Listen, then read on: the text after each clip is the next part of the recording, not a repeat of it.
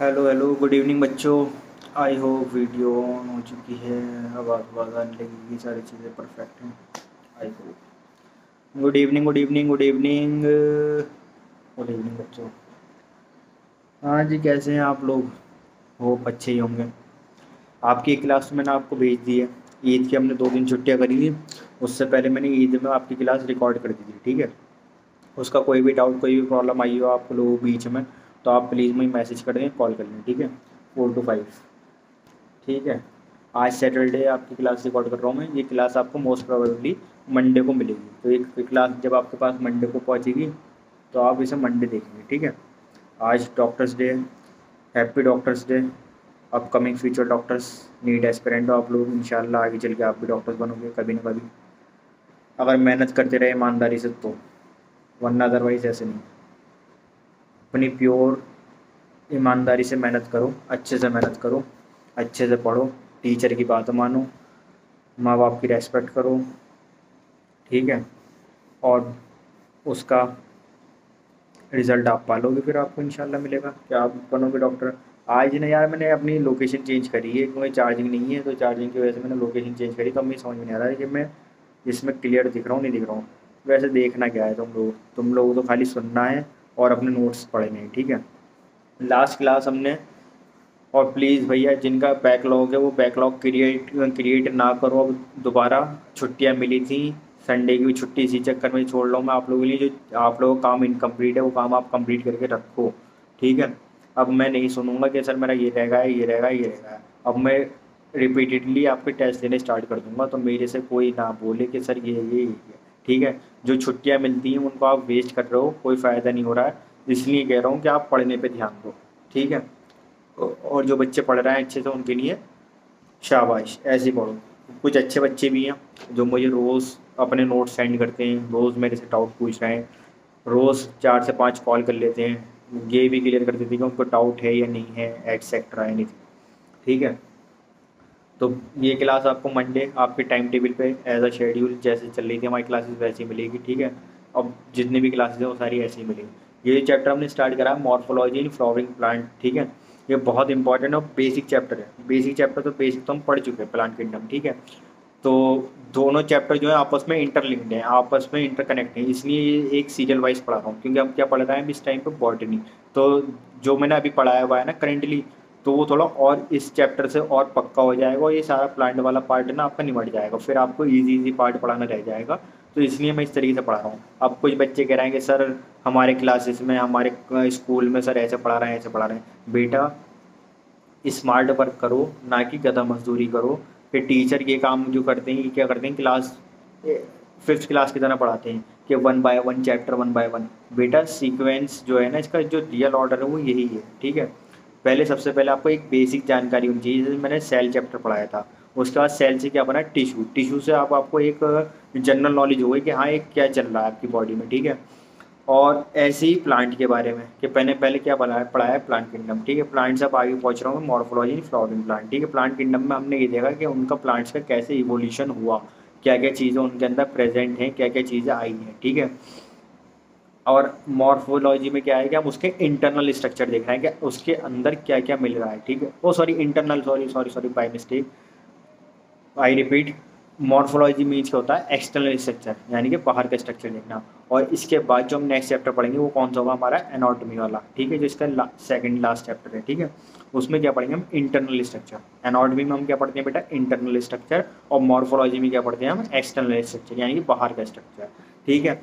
अभी तक हमने ये देख लिया कि कैसा इनका इवोल्यूशन हो रहा था, कैसे प्लांट हमारे अर्थ पर आए, कैसे कैसे उनके अंदर ऑर्गन्स आए, क्या क्या चीज़ें होती हैं, वो सब हमने प्लांट किंगडम में देख लिया था, ठीक है। अब मैं इतना बेसिक नहीं जाऊँगा, सारी चीज़ दोबारा उठाऊंगा नहीं। बस मैं आपको एक शॉर्टली सारी चीज़ें कंसाइजली एक बार रिवीजन करा रहा हूँ, क्योंकि ईद की आप छुट्टियों से आ रहे हो तो थोड़ा सा ना बीच में लैग हुआ है पढ़ने में, इसलिए सारी चीज़ें मैं रिपीट पे बोल रहा हूँ, ठीक है। लास्ट क्लास में मैंने आपको पढ़ाया था मॉर्फो में,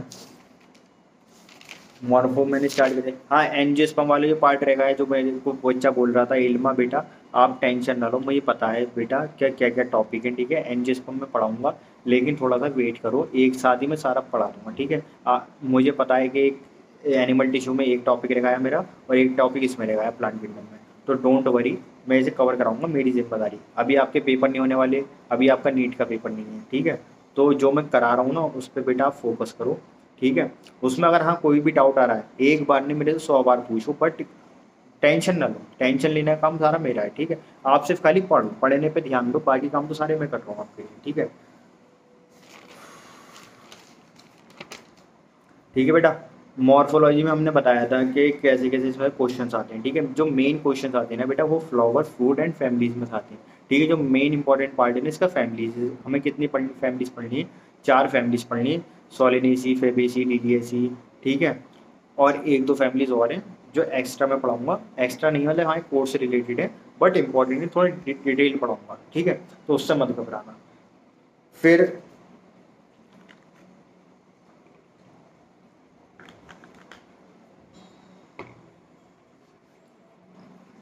मॉर्फोलॉजी में हमें पढ़ना क्या है, मॉर्फोलॉजी में हमने क्लासिफिकेशन करी थी, वेजिटेटिव पार्ट पढ़ते हैं हम, रिप्रोडक्टिव पार्ट पढ़ते हैं, एंड फैमिलीज के बारे में पढ़ते हैं, ठीक है। वेजिटेटिव में बेटा क्या क्या आता है, जिसका कोई डायरेक्ट रोल नहीं होता सेक्सुअल रिप्रोडक्शन में, जैसे हमारी रूट होती है, स्टेम होती है, लीफ होती है, इनका सेक्सुअल रिप्रोडक्शन में कोई डायरेक्ट रोल नहीं होता। तो ये कौन सा पार्ट कहलाता है, हमारा वेजिटेटिव पार्ट, ठीक है। देन हमारा रिप्रोडक्टिव पार्ट में क्या आता है बेटा, फ्लावर, फ्रूट, सीड, ये सारी चीज़ें किसमें आती है हमारी रिप्रोडक्टिव पार्ट में, क्योंकि इनका जो इन्वॉल्वमेंट होता है वो किसमें होता है बेटा, सेक्सुअल रिप्रोडक्शन में, ठीक है। ये चीज़ें बहुत क्लियर रखना, ये जो पहली क्लास थी ना बेटा बहुत इंट्रोडक्शन और बहुत बेसिक क्लास थी, इसी से आपको पूरा चैप्टर आगे डिपेंड है। आप लोग यकीन नहीं, आप लोग सोच ही नहीं सकते कि मैंने आपको एक फ्लावर का स्ट्रक्चर बना के मैंने आपको ये भी बताया है कि बेटा ये स्टेम है, ये फ्रूट है, ये लीफ है। तो आप इस चीज़ से अंदाजा लगा लो कि मैं इसे कितना, ये आपको डायग्राम बना हुआ दिखेगा, सेम एज आपकी बुक में भी बना हुआ है, अगर आप एनसीईआरटी रीड करोगे ना तो आपको वहाँ पर भी मिलेगा। तो आप लोग देख रहे हो कि कोई भी चीज़, क्योंकि ये ना चैप्टर थोड़ा टिपिकल है, अगर आपने इसकी स्टार्टिंग की 2-3 क्लास अच्छे से कर ली और आपने रिवीजन करके आगे की क्लास देखी तो आपको परफेक्टली सारा पूरा समझ में आ जाएगा। अदरवाइज अगर आपने क्लास छोड़ी है, आपने बीच बीच में वेट मतलब बीच बीच में थोड़ी क्लास देख ली, थोड़ी बाद में देख ली, रिवीजन नहीं करा, क्लास छोड़ दी, एक क्लास देखी दूसरी क्लास नहीं देखी, तो उससे कुछ नहीं होगा, खाली टाइम वेस्ट होगा। और पहले मैं आपको एक क्लियर कर देता हूँ, ये चैप्टर मैं डिटेल में पढ़ाऊंगा क्योंकि इंपॉर्टेंट चैप्टर है, इससे पूरी बॉटनी का आपको समझ में आएगा, क्योंकि हम पढ़ के रहे हैं बेटा मॉर्फो। मॉर्फो मीन्स होता है एक्सटर्नल स्ट्रक्चर, नॉलेज बेस भी बहुत इंपॉर्टेंट है और एकेडमिक ईयर वाइज भी बहुत इंपॉर्टेंट है आपके लिए, ठीक है। फिर नेक्स्ट टॉपिक क्या था हमारा, अंडरग्राउंड पार्ट। अंडरग्राउंड पार्ट में हमारे क्या आता है, रूट आती है, हमें पता है। एरियल पार्ट, एरियल पार्ट में मैंने बताया था बेटा जो ऊपर का पार्ट होता है मतलब हवा में होता है, उसमें क्या क्या आता है, स्टेम, लीफ, फ्लावर, फ्रूट, ठीक है। रूट, रूट के बारे में मैंने सब कुछ बताया आपको, प्राइमरी स्ट्रक्चर क्या होता है इसका, सेकेंडरी स्ट्रक्चर क्या होता है, रूट हेयर प्रेजेंट होते हैं। रूट हेयर किस काम में आते हैं बेटा, रूट हेयर काम में आते हैं हमारे एब्जॉर्प्शन में काम आते हैं, ठीक है। मिनरल्स एब्जॉर्ब करते हैं, वाटर एब्जॉर्ब करते हैं, ठीक है। रूट नॉन ग्रीन पार्ट होता है हमारा, फोटोसिंथेसिस नहीं करता, ठीक है। रूट में 2 क्वेश्चन इंपॉर्टेंट होते हैं ये वाले के पूछा था, रूट में पॉजिटिव हाइड्रोट्रॉपिक होता है और पॉजिटिव जियोट्रॉपिक होता है। Geotropic mean gravity, toward the gravity, जो हमारी रूट होती है वो ग्रेविटी का ग्रेविटी की तरफ ही तो खिंच रही होती है, तो हम बोलते हैं टूवर्ड दी ग्रेविटी, जो हमारी रूट होती है। रूट सिस्टम, रूट सिस्टम की जब हम बात करते हैं तो रूट के अंदर उसमें ब्रांचेस आती हैं, हेयर्स आती हैं, और हम रूट के पार्ट्स की बात कर रहे होते हैं। 2 टाइप के हमारी रूट्स होती हैं, ठीक है, tap root and adventitious root, ठीक है। टैप रूट जो हमारी सिंपल रूट्स होती हैं, ठीक है, जो हमारी अंडरग्राउंड होती है, नीचे पार्ट मिलती है, ठीक है। उसमें हमारी प्राइमरी रूट आती है, टर्सरी आती है, सेकेंडरी रूट आती है, ये हमने सब बता दिया। फिर मैंने यही बताया था बेटा आपको एडवेंटिशियस रूट कौन सी होती है, आपकी बुक में डायग्राम भी दिए हुए हैं, प्लीज़ वो डायग्राम ज़रूर देख लेना। इस क्लास को जब भी देखें आप अपने नोट्स कंप्लीट कर कर बैठें और रिवीजन कर कर बैठें और सामने एनसीईआरटी रखें, जब भी आपकी क्लास समझ में आएगी, ठीक है। फिर हमने पढ़ा था फाइब्रस रूट। फाइब्रस रूट बेटा क्या आता है, एडवेंटिशियस रूट का एक टाइप था, ठीक है। इसमें जो क्वेश्चन आता है वो क्या आता है कि फाइब्रस रूट कहाँ से आती है, it comes from base of stem, जो स्टेम का बेस होता है ना नीचे ज़मीन पे, वहाँ से निकल के आती है, ठीक है। आप जब एनसीईआरटी में डायग्राम देखोगे वहाँ पे आपको समझ में आ जाएगा, ठीक है। फिर सबसे इंपॉर्टेंट पार्ट ये था अच्छी क्लास का, जो हमने स्ट्रक्चर ऑफ प्राइमरी रूट देखा था, मैंने उसकी रीडिंग भी करी थी एनसीईआरटी की लास्ट क्लास, अगर आपने देखी है तो, ठीक है। उसमें सारे पार्ट आपके लिखे हुए हैं कि मेरिस्टेमेटिक रीजन में क्या होता है बेटा, मैं आपको एक बार रिपीट कर रहा हूँ, ये मैं समझ, ये इंपॉर्टेंट है इसलिए दोबारा रिपीट कर रहा हूँ। मेरिस्टेमेटिक रीजन क्या होता है बेटा, डिवाइडिंग सेल्स होती हैं इसमें, डेंस साइटोप्लाज्म होता है, न्यूक्लियस होता है, वैक्यूल एब्सेंट होता है, ठीक है। मेरिस्टम का मीनिंग क्या होता है बेटा, dividing, dividing the cells. Root cap क्या होता है बेटा, ये हमारा कोई पेन है, ठीक है, पेन के ऊपर हम क्या लगा के रखते हैं हमेशा, उसका कैप। क्यों? क्योंकि उसकी निब खराब हो जाएगी।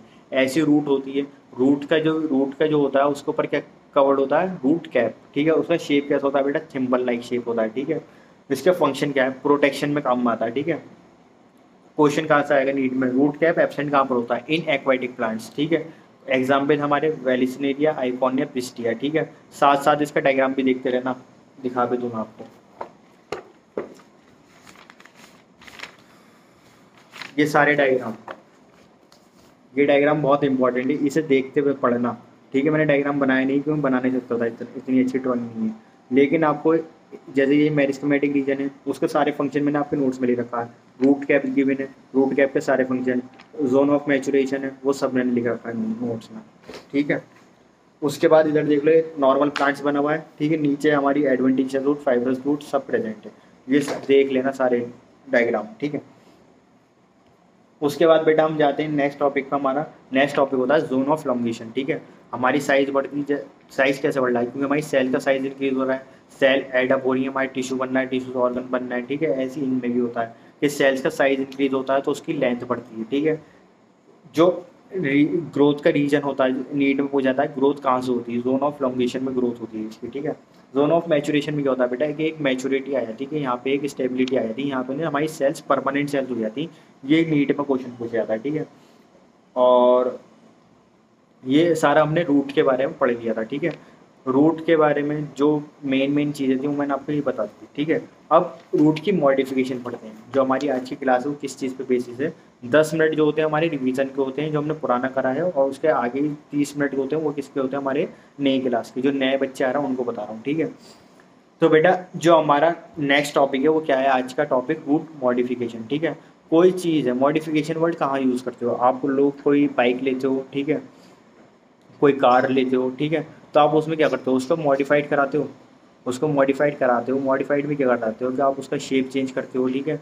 आप उसके फंक्शन चेंज हो जाते हैं, ठीक है, इंप्रूवमेंट आता है, जब भी तो आप मॉडिफिकेशन करा रहे हो, ठीक है। तो ऐसी रूट की मॉडिफिकेशन है, ठीक है। मॉडिफिकेशन का जो एक्चुअल मीनिंग होता है ना, जैसे रूट का काम फॉर एग्जाम्पल क्या है कि रूट का काम ये होता है कि मिनरल एब्जॉर्ब करे, वाटर का ट्रांसपोर्ट कराना और प्लांट की ग्रोथ कराना, ठीक है। अब इसके अलावा, इसके हटके जो दूसरे और काम कर रही है रूट, तो वो हमारे कौन सा आ जाएंगे, मॉडिफिकेशन वाली कैटेगरी में, ठीक है। क्योंकि वो अपने काम के अलावा भी दूसरा और काम भी कर रहा है, तो डैट इज कॉल्ड मॉडिफिकेशन। नीचे लिखा हुआ भी आपके उसमें जो मेन रोल होता है, उसका मेन रोल क्या होता है, एब्जॉर्प्शन होता है वाटर का एंड मिनरल का, एनकरेज करना, ठीक है। और मेन रोल से हटके वो और अदर देन रोल करती है, तो उससे बोलते हैं हम मॉडिफिकेशन। जैसे उसका स्ट्रक्चर चेंज करती है, शेप चेंज करना, और उसके नए रोल करना। अब आगे देखो नीचे क्या गिवन है आपको, टैप रूट गिवन है, ठीक है। ये रहे नोट्स आपके, क्लास सेकंड, पेज नंबर 1, ये यहाँ पे सब लिखा हुआ है, ठीक है। तो बेटा इसमें ना टैप रूट मॉडिफिकेशन गिवन है आपको, ठीक है। फर्स्ट क्या दिया हुआ है, टैप रूट, ठीक है।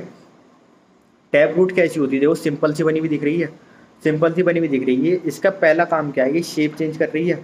शेप चेंज मतलब क्या होता है, इसका स्टोरेज साइज चेंज हो रहा है। जैसे कि एग्जाम्पल क्या गिवन है हमारे, कैरेट, ठीक है, टर्निप, रेडिश, ठीक है किसके, ये टैप रूट के, ठीक है। टैप रूट मॉडिफिकेशन है हमारी, ठीक है। कैरेट का काम, कैरेट का देखो सिंपल वो बना हुआ है, टर्निप का शेप चेंज हो गया, रेडिश का शेप चेंज हो गया, ठीक है। लेकिन काम तो तीनों के एक ही है, स्टोरेज करना।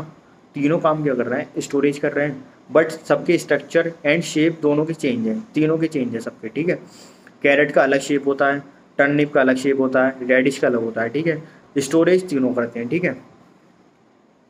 यहाँ तक क्लियर है। फिर नेक्स्ट पार्ट आता है हमारा रेस्पिरेटरी रूट्स, ठीक है।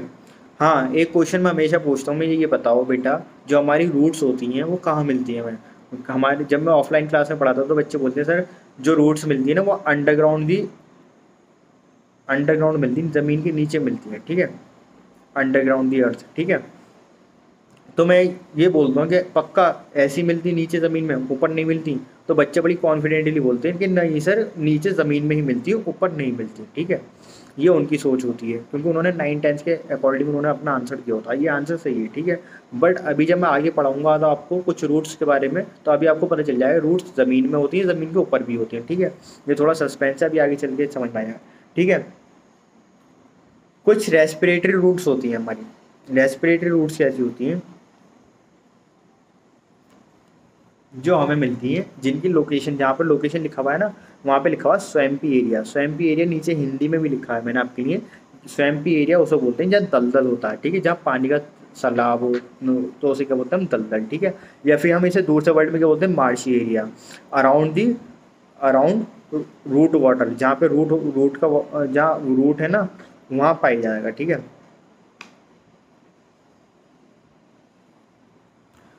सेकंड, एक रेस्पिरेटरी रूट्स, ये लोकेशन से रेस्पिरेटरी रूट्स की कहाँ कहाँ मिलती है, ठीक है। रेस्पिरेटरी रूट हमें कहाँ मिलेगी, पहला स्वैम्पी एरिया। स्वैम्पी एरिया क्या होता है हमारा, दलदल, ठीक है, जिसे हम दूसरे वर्ड में बोलते हैं मार्शी एरिया, ठीक है। हेलोफाइट्स, हेलोफाइट्स वहाँ होते हैं जहाँ पे पानी ज़्यादा होता है और जहाँ पे नमक की क्वांटिटी ज़्यादा होती है, ठीक है, जहाँ नमक ज़्यादा पाया जाता है, ठीक है, उन्हें क्या बोलते हैं बेटा हम, हेलोफाइट्स, ठीक है। एक सेकंड रुको, सर की कॉल आ रही है। हेलो, वालेकुम सलाम सर, क्या हाल चाल है सर? ठीक। फ़ोन था, ये भी एक हमारे सर हैं कोचिंग पे से फ़ोन आ रहा है, ठीक है। और हाँ बच्चों, जिनको कोचिंग में कोई भी प्रॉब्लम हो रही है प्लीज़ मुझे बता दिया करो, ठीक है। ऐसा नहीं कि अगर मैं वहाँ पर नहीं हूँ तो आप लोग कुछ भी, ठीक है। जो भी फास्ट सर से पढ़ रहे हैं, शैतान सर से पढ़ रहे हैं, जिन जहाँ जहाँ मैंने आप लोगों को लगवा रखा है, ठीक है, आप लोगों की रेस्पॉन्सिबिलिटी मेरी है, ठीक है। कोई भी चीज़ प्रॉब्लम कर रही है आपको तो प्लीज़ आप मुझे बताओ, मुझे इन्फॉर्म करो, फिर मैं उसके अकॉर्डिंग बात करूँ, ठीक है। जैसे आप लोगों ने बोला था कि सर फिज़िक्स का सिलेबस लेट चल रहा है हमारा, तो बेटा मैंने बोल दिया है सर से। सर ने बोला है मुझे कि सर डोंट वरी, मैं कवर कराऊँगा सारा, तो आप बेफ़िक्र रहो, ठीक है। और जो मेरा पार्ट है वो मैं कर रहा हूँ, ठीक है। जो विजय सर का पार्ट है वो विजय सर कर रहे हैं, ठीक है। Don't worry. केमिस्ट्री भी आपकी हो जाएगी, उनके लिए विजय सर हैं, विशाल सर हैं, ठीक है। बाकी बायो तो मेरी पूरी कंप्लीट मैं करूँगा आपकी, ठीक है। और शैतान सर से बोला है, वो भी कर रहे हैं आप लोग, ठीक है। हर टीचर अपनी साइड से प्योर एफर्ट्स करता है बेटा, हमारे एफर्ट्स के साथ साथ आपके एफर्ट्स भी इंपॉर्टेंट है, ठीक है। हम तो कर ही रहे हैं, बट आप अगर नहीं करोगे तो आप प्रॉब्लम ना हो, ठीक है। तो बेटा रेस्पिरेटरी रूट्स जो होती है ना, हम जो टॉपिक पे बात कर रहे थे, जो मेन टॉपिक था हमारा, उसकी लोकेशन बता रहा था मैं। रेस्पिरेटरी रूट हमारी मिलती कहाँ पे है, स्वैम्पी एरिया। स्वैम्पी एरिया उसे बोलते हैं या दलदल होता है, ठीक है, जब पानी का सैलाब होता है, ठीक है। हेलोफाइट्स क्या होता है, जहाँ पे बेटा नमक ज़्यादा पाया जाता है, ठीक है। और नीचे देखो एक डायग्राम बना हुआ होगा, ये डायग्राम बना हुआ दिख रहा है। ये 1-2 दिन की प्रॉब्लम हो रही है यार बच्चों, बोर्ड सेटल नहीं हो पा रहा है मेरा। पिछले संडे से 1 वीक हो गया, मैं रोज़ ये बोल देता हूँ लेकिन टाइम नहीं मिलता बिल्कुल भी, बहुत सारे काम होते हैं। अभी भी आप लोगों ने पता कितने सारे काम, ठीक है। बट मैं कोशिश करूँगा इस वाले संडे में कर, ठीक है। 2 से 3 और को। हाँ जी सर। अच्छी बात पता है क्या है, मेरा रूममेट आ गया, आधे से ज़्यादा काम वो मेरी कर देता है, इसलिए खुश हूँ मैं, ठीक है। ये रहा, देखो ये रहा, ये रहा, रुक जाओ,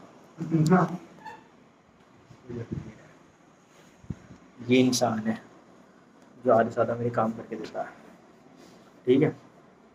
ये बोर्ड को फिक्स करेगा।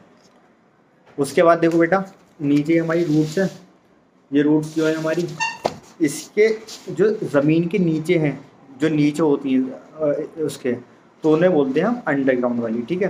कुछ हमारे ट्रीज़ होते हैं, अगर आप ध्यान से देखोगे तो कुछ ट्रीज़ के ऊपर भी रूट आती हैं, ज़मीन के ऊपर भी रूट आती हैं, ठीक है। तो उन रूट्स को बेटा हम बोलते हैं न्यूमेटोफोर। क्या बोलते हैं हम उसको, न्यूमेटोफोर। PNEUMATOPHORE। फोर मतलब क्या होता है, बियरिंग करना, क्या होता है बेटा। और न्यूमेटो मीन्स क्या होता है, इसके अंदर क्या कहते हैं, होल्स होना। आप अगर डायग्राम देखो, ये वाला पार्ट अगर इधर का देखोगे आप, तो यहाँ पे ना सर्किल सर्किल फॉर्म में हुआ है, ठीक है। तो ये होल्स हुए हुए हैं, ठीक है। तो ये रूट जो होती है ना, ज़मीन से ऊपर आ जाती हैं और ऊपर आने के बाद पानी एब्जॉर्ब करती हैं, तो इन्हें बोलते हैं बेटा हम न्यूमेटोफोर, ठीक है। ये कौन सी रूट होती है बेटे, रेस्पिरेटरी रूट होती हैं, जो ऊपर बाहर आके सांस लेती हैं, ज़मीन में से बाहर आके ऊपर आके सांस लेती हैं, ठीक है। इसका एग्जाम्पल क्या है बेटा, राइजोफोर।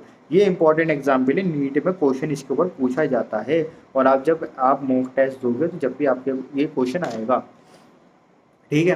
हमें पता चल गया, हमने 2 रूट पढ़ी, टैप रूट पढ़ी। टैप रूट का जो स्टोरेज होती है, स्टोरेज के लिए हमारी शेप साइज चेंज हो रहा है, example carrot, turnip and radish, ठीक है। रेस्पिरेटरी रूट इनकी लोकेशन क्या है बेटा, स्वैम्पी एरिया, हेलोफाइट्स होती हैं, ठीक है।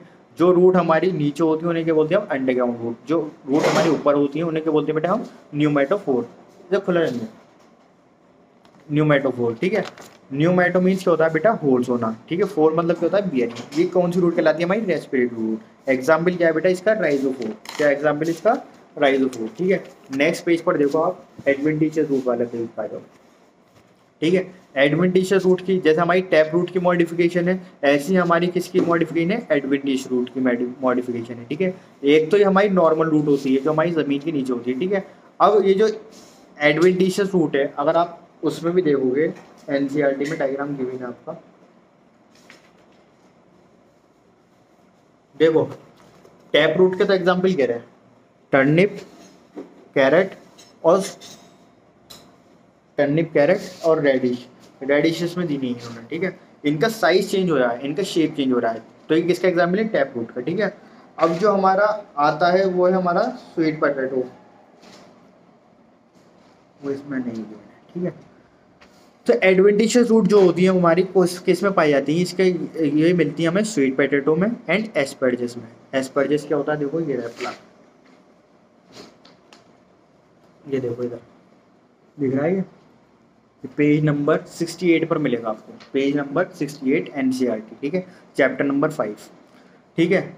एडवेंटिशियस रूट का क्या फंक्शन होता है, स्वीट पोटैटो स्टोरेज कराता है किसमें, स्वीट पोटैटो में एंड एस्पर्जेस में, ठीक है। ये तो हमारा ए वाला पार्ट होगा। नीचे देखो बी वाला पार्ट आपको गिवन है, ठीक है। बी वाले पार्ट में आपको क्या दिए गिवन है, ये आपको सपोर्ट, ये एक वो बनी हुई है, ठीक है। इसमें क्या हो रहा है कि नीचे रूट होती है, ठीक है। ऊपर देख रहे हो यहाँ ना स्टेम से कनेक्ट हो रही है रूट, ये यहाँ से कनेक्ट हो रही है स्टेम से, ठीक है, ठीक है। जो ये थोड़ी सी नीचे ये जमीन पर है, इसे बोलते हैं बेटा हम, जो मतलब कि जमीन को कनेक्ट कर रही है और स्टेम को कनेक्ट कर रही है, इसे बोलते हैं बेटा हम स्टिल्ट रूट। क्या बोलते हैं इसको हम, स्टिल्ट रूट। ये क्या हमें किस में मिलती है, मेज में मिलेगी, शुगर कैन में मिलेगी, और ये कहाँ पे ग्रो करती है, एट एन एंगल, एक एंगल पर ये ग्रो करती है, ठीक है। ये रूट कैसी होती है, ये पेड़ है हमारा, ठीक है, ये स्टेम है, इसकी ये स्टेम है, ठीक है। तो इससे ना रूट ना इस तरीके का एंगल बना लेती है, ठीक है। स्टिल्ट मतलब क्या होता है, थोड़ा टेढ़ा होना, एक एंगल बना लीजिए, ठीक है। स्टिल्ट मीन क्या होता है, थोड़ा टेढ़ा होना। किस किस में मिलती है, नीट में क्वेश्चन क्या आएगा कि बेटा स्टिल रूट कहाँ मिलती है, ठीक है। एग्जाम्पल क्या है इसके, maize, sugar cane. Stilt root कहाँ ग्रो करती है, grow at an angle. Stilt root का मीनिंग क्या होता है, स्टिल मीन क्या होता है कि हल्का सा बैंड होना, यानी कि जमीन से और स्टेम से मिलकर वो बैंड हो रही है, एक एंगल बना रही है, that is called stilt root, ठीक है। फिर नेक्स्ट टॉपिक हमारा आता है प्रॉप रूट। प्रॉप रूट में क्या होता है कि आप बनियन ट्री देखा आपने, बनियन ट्री देखो आपके, इसमें भी आपको गिवन है, पेज नंबर 67, पेज नंबर 67 पे ये फिगर 5.4 देखना आप, प्रॉप रूट की फिगर में लिख भी देता हूँ आपके नोट्स में, सी फिगर 5.4 पेज नंबर 67, ठीक है बेटा, ये जरूर देखना। जो बनियन ट्री है ना, बनियन ट्री पे क्या होता है, कुछ रूट्स ना, जो उसका ये पार्ट होता है, ये देखो यहाँ से रूट नीचे निकलती हुई आ रही है, ठीक है। इसके अंदर से जैसे ये हमारा पेड़ है, ठीक है, ये हमारा बनियन ट्री है, तो इसकी साइड से रूट नीचे गिरती हुई आ रही है, ठीक है। डेट्स कॉल्ड प्रॉप रूट, ठीक है। स्टिल रूट थोड़ी सी वो थोड़ी टेढ़ी होगी, यानी कि थोड़ा एक एंगल बनाएगी, ठीक है। ये मिलती कहाँ पर है हमारी, मेज, शुगर कैन, ठीक है। प्रॉप रूट कहाँ मिलती है हमारी, बनियन ट्री में, ठीक है। हाँ अंकित, हाँ बोल जल्दी। अच्छा, मैं क्लास कर रहा हूँ, आजा आजा आजा, चेक कर लिए, एक बार चेक करके आ जाइए, चेक कर ली, तू एक बार चेक कर ले, सुन सुन, मैं क्लास रिकॉर्ड कर रहा हूँ, कंप्यूटर रूम पर आ जा, ठीक है। ये तो हमने सारा पढ़ लिया रूट के बारे में, ठीक है। फर्स्ट क्लास में जो आपका पढ़ाया था, वो भी मैंने रूट के बारे में पढ़ाया था और बेसिक सारी चीज़ें बता दी थी, ठीक है। फिर हमने रूट के मॉडिफिकेशंस पढ़ ली, जो मेन पार्ट है वो यही है, ठीक है। रूट हमारी अब थोड़ी बहुत कवर हो गई, ठीक है। अगर आप एनसीईआरटी पढ़ोगे ना, एनसीईआरटी आपने हो सकता है पढ़ ली हो, जो मैंने आपको लास्ट क्लास में बोला था उसकी एनसीईआरटी कवर कर लो, ठीक है। 5.1.2 modification of root, page number 67, NCERT chapter number 5। ये देखो पूरा पैराग्राफ आप पढ़ लो, इसमें कुछ भी आपको नया नहीं मिलेगा जो मैंने नहीं पढ़ाया, सब कुछ वही है, ठीक है।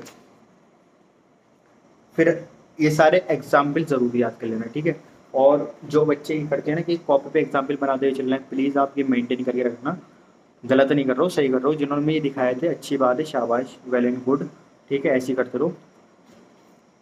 उसके बाद नेक्स्ट टॉपिक आता है हमारा, ये सारा हमने रूट के बारे में पढ़ लिया कि रूट के बेसिक फीचर्स क्या होते हैं, बेसिक फंक्शन क्या है, ठीक है। फिर हम उसके एडवांस क्या है, उसके एडवांस फंक्शन क्या है, यानी मॉडिफिकेशन क्या क्या है, ठीक है। फिर नेक्स्ट टॉपिक क्या है हमारा, स्टेम। स्टेम क्या होता है हमारा, स्टेम का बेसिक फीचर क्या होता है।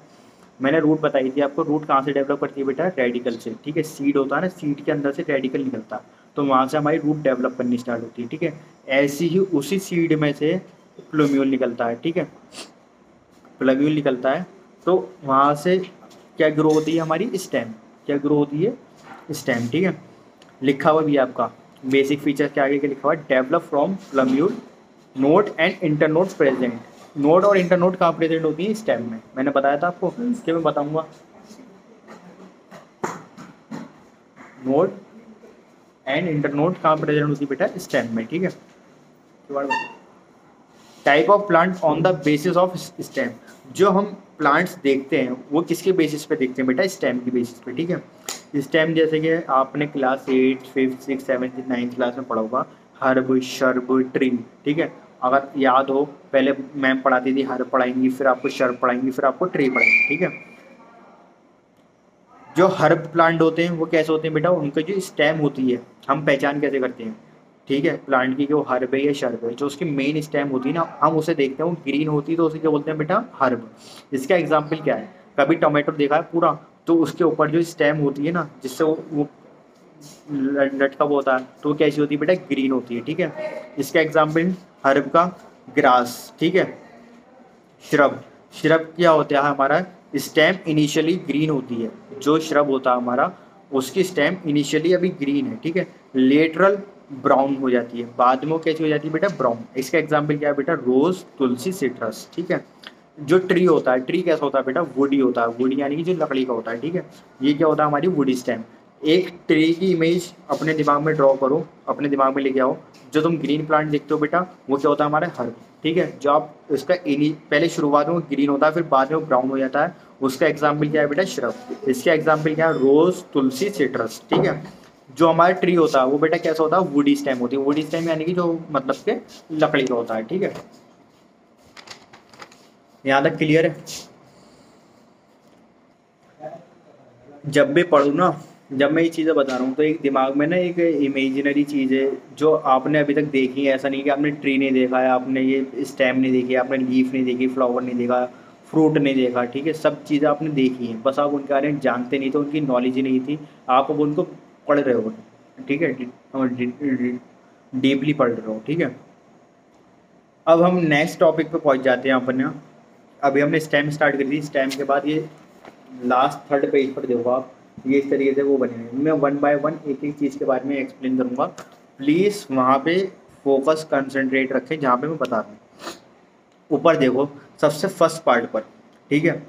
मैं इसकी लेबलिंग भी कर देता हूँ, ब्लैक पेन से लेबलिंग कर रहा हूँ। फर्स्ट पार्ट क्या है बेटा, यहाँ पे एपिकल बर्ड लिखा हुआ है, ठीक है। उसका शेप देखो, सबसे ऊपर है, ये क्या है बेटा, एक हमारी स्टेम है। स्टेम के सबसे ऊपर वाले पार्ट पे क्या होता है, आज तक शायद आप लोगों ने देखी नहीं होगी या कुछ लोगों ने देखी भी होगी, मैं ऐसा नहीं करा। अगर जिन्होंने देखी अच्छी बात है, जिन्होंने नहीं देखी वो आप देखें। स्टेम के जो अपर पार्ट होता है ना, वहाँ पे इस टाइप का स्ट्रक्चर होता है, जिसे क्या बोलते हैं बेटा, एपिकल बर्ड। एपिकल वर्ड जो यूज़ होता है वो हमारा कहाँ होता है, अपर सरफेस के लिए, जो हमारा अपर पार्ट होता है, डेट्स कॉल्ड एपिकल बर्ड, ठीक है। बर्ड की फॉर्म में ही है, ठीक है। इसके अंदर क्या होता है बेटा, मेरिस्टेमेटिक रीजन होता है। मेरिस्टेमेटिक रीजन का मीनिंग क्या होगा कि बेटा कि यहाँ पे जो सेल्स हैं ये क्या करेंगे, डिवाइड करेंगे, ठीक है, डिवाइड करके आगे ग्रोथ करेंगे, ठीक है। फिर नीचे क्या है, स्टेम। सेकंड लेबलिंग किसकी हुई हुई, स्टेम की, ठीक है। अपर पार्ट भी क्या है स्टेम के, एपिकल बड, उसके अंदर क्या सेल्स होती हैं हमारी, मेरिस्टेमेटिक सेल्स, जो हमारी डिवाइड करती हैं सेल्स, ठीक है। फिर नीचे थर्ड पार्ट देखो, जहाँ पे लीफ बनी हुई है ना, लीफ बनी हुई है, लीफ से कुछ चीज़ें निकल रही हैं, मतलब कि थोड़ा सा आउटलाइनिंग से हुई हुई है उसकी, क्लियर नहीं हुआ उसमें, तो उसे क्या बोलते हैं बेटा हम, एक्सिलरी बड। क्वेश्चन नीट का, एपिकल बड कहाँ पाई जाती है, स्टेम के अपर पार्ट पे। एक्सिलरी बड कहाँ पाई जाती है, लीफ के बिटवीन स्टेम एंड लीफ, जो हमारी स्टेम है और लीफ का बीच का जो पार्ट होता है ना, उसमें पाई जाती है हमारी एक्सिलरी बड। ये एक्सिलरी बड क्या होती है, थोड़ी देर में आपको आगे क्लास में क्लियर हो जाएगा, नेक्स्ट क्लास में, ठीक है। उसके बाद नीचे देखो, सबसे नीचे एक लीफ बनी हुई है, लीफ बनने के बाद फिर एक दोबारा एक स्टेम निकल के आ रही है, उसके ऊपर क्या है, फिर दोबारा एपिकल बड है, ठीक है। तो जितनी स्टेम निकलती जाती हैं उसमें से, ट्री में से, उसके अपर पार्ट पे क्या आती जाती है बेटा, एपिकल बड आ जाती है, ठीक है। लीफ जो है हमारी, एक लीफ ये है नीचे गिवन है आपकी, ठीक है, एक लीफ उसके ऊपर गिवन है, ठीक है। जो ये जहाँ से लीफ निकल रही है, इस पार्ट को क्या बोलते हैं बेटा हम, नोड। क्या बोलते हैं इसको हम, नोड। और दो लीफ के बीच की डिस्टेंस को क्या बोलते हैं बेटा हम, इंटर नोड। जैसे देखोगा एक ट्री है आपका, ठीक है, एक लीफ यहाँ प्रेजेंट है, एक लीफ यहाँ प्रेजेंट है, ठीक है। इन दोनों के बीच की डिस्टेंस को क्या बोलना है बेटा, इंटर नोड, ठीक है। और ये क्या होते हैं हमारे, जैसे इसका एग्जाम्पल मुझे मिल गया, इसका एग्जाम्पल ये आपको, जैसे ये ज़्यादातर ये आपको कहाँ देखने को मिलता है, नोड और इंटर नोड का एग्जाम्पल, शुगर कैन का गन्ना देखा है कभी, वहाँ मिलेगा आपको, ठीक है। ये एक लाइनिंग है, ये दूसरी लाइनिंग है, ठीक है। इन्हें क्या बोलते हैं बेटा हम, नोड। इनके बीच की डिस्टेंस को क्या बोलते हैं बेटा हम, इंटर नोड। क्या बोलते हैं इनकी डिस्टेंस को हम, इंटर नोड, ठीक है। और जो लीफ का और स्टेम का ये पार्ट होता है, इसे क्या बोलते हैं बेटा हम, एक्साइल, लीफ एक्साइल, ठीक है। क्या बोलेंगे इसको हम, लीफ एक्साइल, ठीक है। Second, third, fourth, fifth, oh sorry, fifth and sixth, ठीक है। सबसे पहले मैंने आपको क्या एक्सप्लेन करा कि स्टेम होती क्या है, इतनी चीज़ आपको बिल्कुल बताने की जरूरत नहीं, स्टेम होती क्या है आप लोग ने देखी है, ठीक है। स्टेम के हमने टाइप बताए, ठीक है। बच्चों को ये समझ नहीं आता कि हर्ब किसे कहते हैं, शर्ब किसे कहते हैं, और ट्री किसको बोलते हैं, ठीक है। आज कुछ बच्चे ऐसे भी देखे मैंने, मेरे से क्वेश्चन पूछते थे ऑफलाइन क्लास में। जो हमारे हर्ब होते हैं वो बेटा कैसे होते हैं, ग्रीन स्टेम होती है जिनकी, ठीक है। उनका एग्जाम्पल क्या है, टोमेटो ग्रास, ठीक है। श्रब कौन सी होती है, हमारे स्टेम जिसकी इनिशियली ग्रीन होती है, बाद में उसकी स्टेम ब्राउन हो जाती है, ठीक है। ट्री कैसा होता है हमारा, वुडी ट्री होता है, वो आपने देखा ही रख, ठीक है। उसके बाद स्टेम होती है हमारी, स्टेम के जो अपर पार्ट होता है उसे क्या बोलते हैं बेटा, एपिकल बड। वहाँ पे क्या प्रेजेंट होती है हमारी, एपिकल बड, ठीक है। एपिकल बड में सेल्स प्रेजेंट होती हैं जिन्हें हम बोलते हैं मेरिस्टेमेटिक सेल्स, ठीक है, जिनको हम बोलते हैं मेरिस्टेमेटिक रीजन। यहाँ सेल डिवीजन होता है, यहाँ से सेल की ग्रोथ होती है, ठीक है। फिर जैसे कोई छोटा प्लांट है, ठीक है, मैं ये टॉपिक भी आपको क्लियर कर देता हूँ। कोई स्मॉल प्लांट है, जैसे कि ये प्लांट ले लो, ठीक है, ये एक मेरा प्लांट है, अभी ये स्टार्टिंग हुई है इसकी, ठीक है। अभी ये ट्री वगैरह बन रहा है, ठीक है। अब ये यहाँ से इसकी स्टेम इतनी बड़ी है, ठीक है, तो यहाँ भी इसकी एपिकल बड है, ठीक है। फिर क्या होगा, यहाँ पे सेल डिवाइड करेंगी, कुछ सेल्स खत्म हो जाती है, कुछ सेल्स परमानेंट हो जाती हैं, फिर इसकी थोड़ी सी हाइट बढ़ जाएगी, ठीक है। तो एपिकल बड इसकी ऊपर पार्ट पे पहुंच जाएगी, ठीक है, इसकी लेंथ बढ़ गई, बट एपिकल बड इसकी ऊपर पहुंच गई।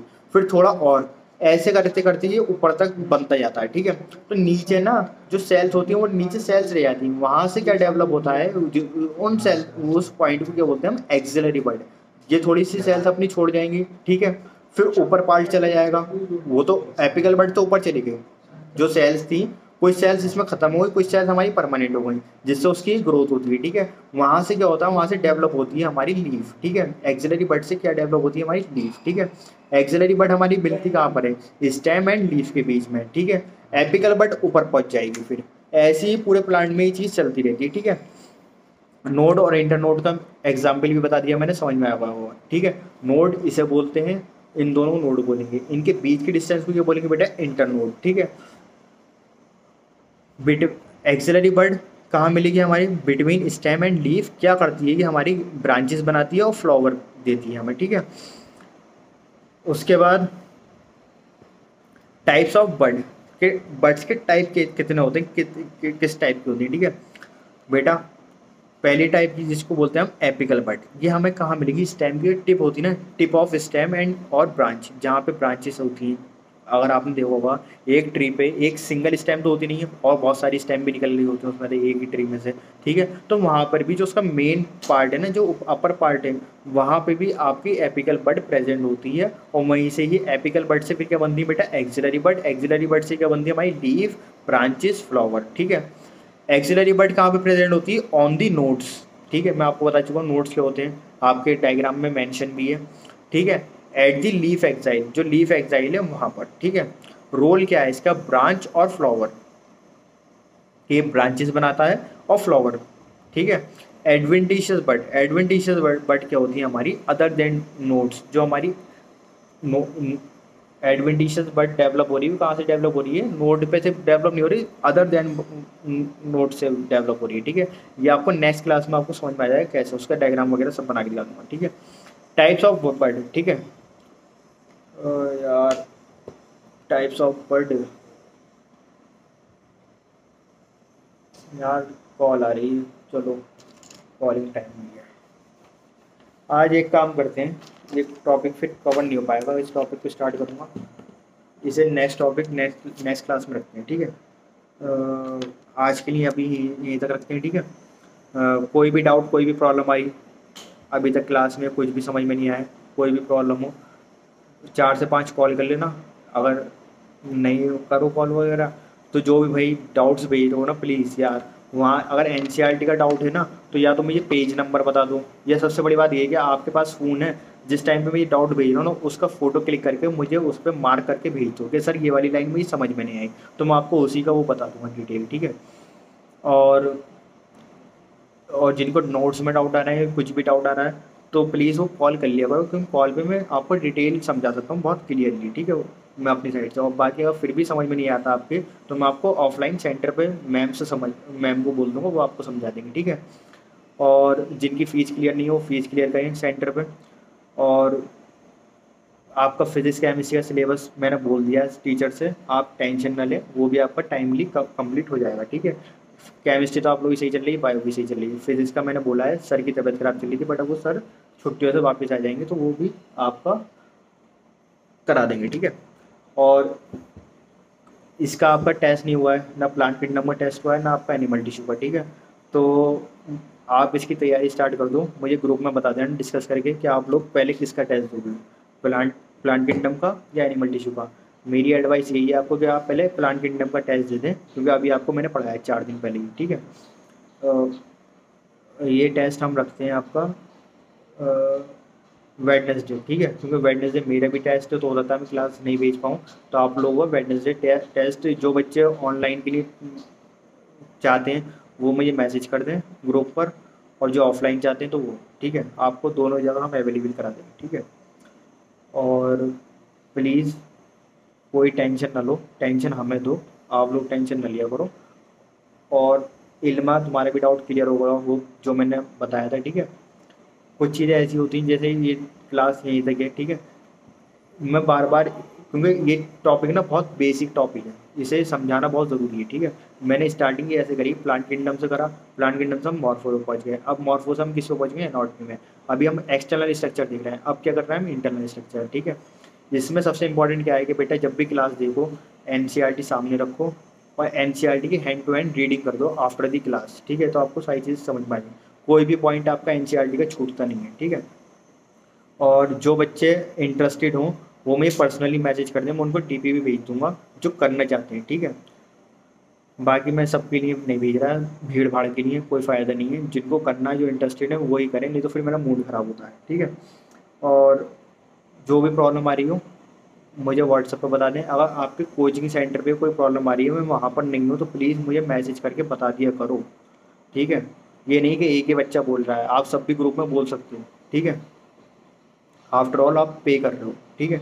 और आपको बोल के गए थे सर, शैतान सर की उनकी तबीयत खराब है, 3-4 दिन की छुट्टी हुई है उनकी, तो इसका मतलब ये नहीं कि आपका सिलेबस बहुत पीछे हो जाएगा, उनकी जिम्मेदारी हमारी है, ठीक है। डोंट वरी, आज की क्लास यहीं रखते हैं, और प्लीज़ रिवीजन करके आना अगली क्लास में। Bye, take care, stay safe.